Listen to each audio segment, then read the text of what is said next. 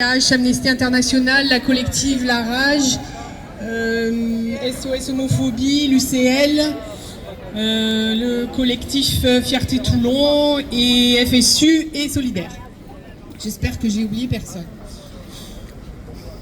En cette veille du 8 mars, la journée internationale de lutte pour les droits des femmes et des minorités de genre, rendons hommage aux femmes palestiniennes, à leur résilience, leur force, leur courage et leur dignité. VM Al-Salem, la reporter spéciale des Nations Unies sur la violence contre les femmes et les filles, a décrit un fémigénocide commis à Gaza. Selon elle, l'ampleur et la nature des crimes infligés aux femmes et aux filles palestiniennes par les forces israéliennes sont si extrêmes que les concepts existants dans les cadres juridiques et pénaux ne peuvent plus les décrire ou en rendre compte de manière adéquate. Ce qui arrive aux femmes et aux filles palestiniennes n'est pas un dommage collatéral de la guerre, c'est une destruction intentionnelle de leur vie et de leur corps, car elles sont palestiniennes et parce qu'elles sont des femmes.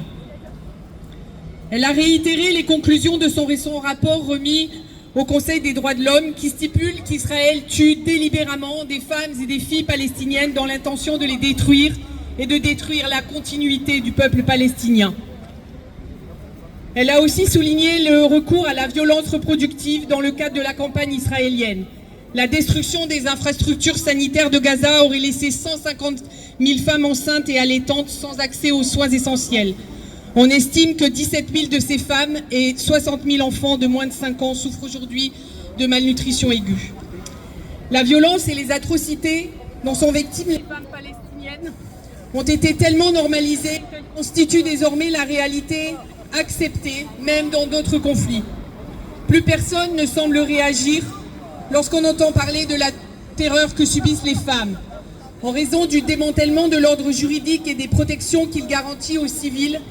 La situation des femmes et des filles se propage au-delà de Gaza et de la Palestine, ce qui a des conséquences dévastatrices pour tout le monde. Bien sûr, nous ne pouvons pas aujourd'hui être exhaustives pour toutes les femmes au niveau mondial qui souffrent des guerres, du patriarcat, des violences systémiques, des discriminations et des injustices. Mais nos pensées les plus aurores vont vers les femmes iraniennes, ukrainiennes, afghanes, libanaises, soudanaises, les femmes du Kurdistan, les syriennes, les birmanes. Le nombre de femmes et d'enfants parmi les victimes civiles des violences armées a quadruplé depuis 2023.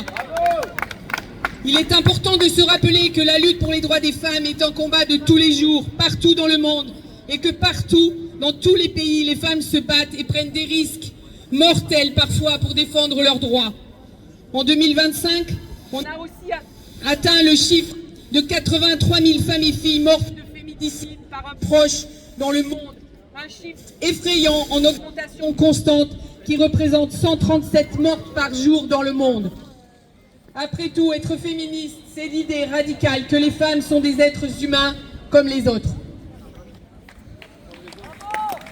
Bravo!